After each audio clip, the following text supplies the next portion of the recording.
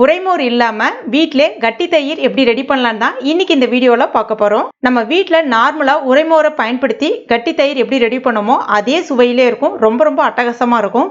சில சமயங்கள்ல நம்ம வீட்ல உரைமோர் இல்லாம போயிடும். கண்டிப்பா ஆனா அந்த மறுநாள் நமக்கு தயிர் தேவைப்படும். பக்கத்து வீட்டில் போய் கடன் கேட்கலாம் அப்படின்னா கண்டிப்பாக தரமாட்டாங்க.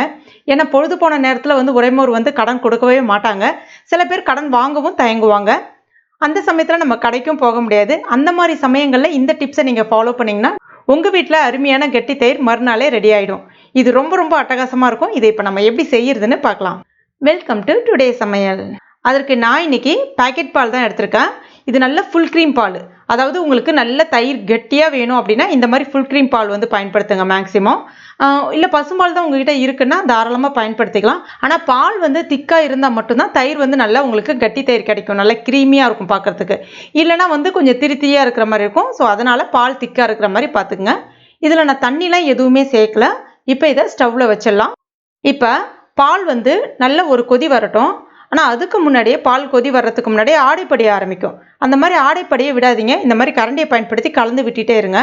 எதுக்காக சொல்கிறேன் அப்படின்னா ஆடைப்படிஞ்சிடுச்சு அப்படின்னா உங்களுக்கு தயிர் திரியாக இருக்கிற மாதிரி இருக்கும். உங்களுக்கு நல்ல க்ரீமியாக அந்த திக்காக கடையில் கிடைக்கிற மாதிரி கிடைக்காது.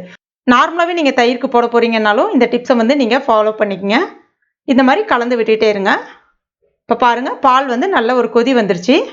கொதி ஒரு 3 நிமிஷம், ஒரு 3லேருந்து 5 நிமிஷம் சிம்மில் வச்சு கொதிக்க விடுங்க. அப்போ இன்னும் நல்லா திக்காக க்ரீமியாக கிடைக்கும் உங்களுக்கு தயிர். இப்போ பால் நல்லா கொதி வந்துடுச்சு. இப்போ இதை எடுத்துட்டு ஆற வச்சுக்கோங்க.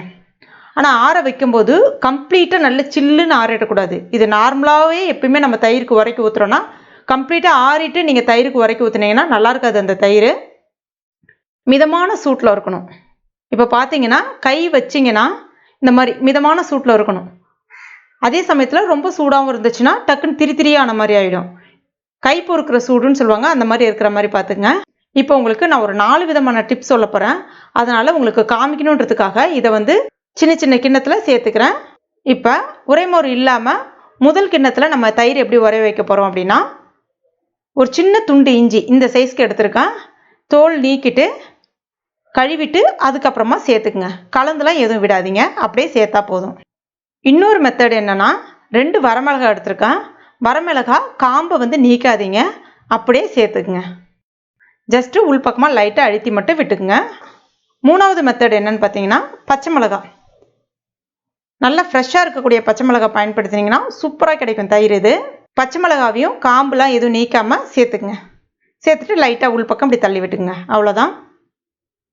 அடுத்ததாக இது நார்மலாக உங்களுக்கு தெரியணுன்றதுக்காக இந்த தயிருக்கும் எந்த விதமான வேறுபாடுமே இல்லைன்றதுக்காக காமிக்கிறதுக்காக நார்மலாக உரைமோரை பயன்படுத்தி நான் இதில் உரைக்க ஊற்றுறேன். ஆனால் உரைமோர் சேர்த்திங்க அப்படின்னா ஒரு தடவை நல்லா கலந்து விட்டுக்குங்க. அப்போ தான் உங்களுக்கு சீக்கிரமாக உரையும். அதே சமயத்தில் உங்களுக்கு தயிர் நல்லா கட்டியாக கிடைக்கும். இப்போ இன்னும் 2 மெத்தடும் நான் சொல்கிறேன். அதை கூட நீங்கள் ஃபாலோ பண்ணலாம். எலுமிச்சைப்பழ ஜூஸ் இருக்கு இல்லையா, அதை ஒரு 1/4 ஸ்பூன் அளவுக்கு இந்த கிண்ணத்துக்கு பார்த்தீங்கன்னா 1/4 ஸ்பூன் அளவுக்கு சேர்க்கலாம். ஆனால் பால் சூடாக இருக்கும்போது சேர்த்துட்டிங்கன்னா பட்டுன்னு திரிஞ்சிடும். பால் அந்த கை பொறுக்கிற சூட்டில் இருக்கும்போது சேர்க்கணும். அதே மாதிரி உங்ககிட்ட ₹1 காயின் இப்போ சில்வர் காயின் வருது பாருங்கள், அந்த சில்வர் காயின் இல்லைன்னா வெள்ளி காயின் இருந்தால் கூட அந்த இதில் சேர்க்கலாம். அந்த மாதிரி சேர்த்திங்கனாலும் உங்களுக்கு தயிர் நல்ல கட்டியான தயிராக கிடைக்கும். இது கிட்டத்தட்ட ஒரு 12 மணி நேரம் அப்படியே இருக்கணும். 8 மணி நேரம் இருந்துச்சு அப்படின்னா கண்டிப்பாக தயிர் உரையாது. 12 மணி நேரம் அப்படியே வைக்கணும். அதனால நான் இப்போ ஒரு 7 மணிக்கு ரெடி பண்ணிட்டு இருக்கேன் அப்படின்னா காலையில் இப்போ நம்ம ஒரு 7 மணிக்கு பார்க்கலாம். இப்போ காலையில் 7 மணி ஆகுது. உரமோர் பயன்படுத்தி ஊற்றின தயிர் நல்லா கெட்டியாக சூப்பராக இருக்குது. அதே மாதிரி வரமிளகா போட்டிருக்க தயிர் உறைஞ்சிருக்கு. ஆனால் ரொம்ப கெட்டியாக அந்த மாதிரி இல்லை. கொஞ்சம் டிஃப்ரென்ஸ் காமிக்கிறேன் பாருங்கள். உங்களுக்கு அந்த அளவுக்கு ஒரு சுவையான தயிர் கிடைக்குமானா வரமிளகாய் பயன்படுத்திங்கன்னா ஓரளவுக்கு தான் தயிர் கிடைக்கும் உங்களுக்கு. ஆனால் இஞ்சி பயன்படுத்தியிருக்கேன் பாருங்கள். இது செம்ம கெட்டியாக சூப்பராக நமக்கு உரைமோர் பயன்படுத்தணும்னா எந்த அளவுக்கு டேஸ்ட் இருக்குமோ அதே டேஸ்ட்டே இருக்கும். அதனால் இஞ்சி நீங்கள் ஃபஸ்ட்டு ஃபாலோ பண்ணலாம். அடுத்ததாக பச்சை மிளகாய் பயன்படுத்தி உரை வைக்கிற தயிரை பார்க்கலாம். ரொம்ப ரொம்ப கெட்டியாக இருக்குது. உரைமோரை பயன்படுத்தி நம்ம தயிர் ரெடி பண்ணால் எந்த அளவுக்கு டேஸ்ட் கிடைக்குமோ, எந்த அளவுக்கு நல்ல அந்த டெக்ஸ்சர் கிடைக்குமோ அதே அளவுக்கு கிடைக்கும். ரொம்ப சூப்பராக இருக்கும். அதே மாதிரி நீங்கள் காயின் யூஸ் பண்ணிங்கனாலும் அதே டெக்ஸ்சர் உங்களுக்கு கிடைக்கும். ஆனால் வரமிளகா ரொம்ப அந்தளவுக்கு க்ரீமியாக இல்லை அந்த தயிர் டேஸ்ட் ரொம்ப கிடைக்காது. ஓரளவுக்கு கிடைக்கும். ஸோ இது என்னுடைய எக்ஸ்பீரியன்ஸ் தான் இப்போ உங்ககிட்ட நான் ஷேர் பண்ணியிருக்கேன். இப்போ பார்த்தீங்கன்னா இந்த சைஸில் இருக்கக்கூடிய கிண்ணத்தில் இருக்கக்கூடிய பாலுக்கு நான் இந்த அளவுக்கு பச்சை மிளகாய் எடுத்திருக்கேன்.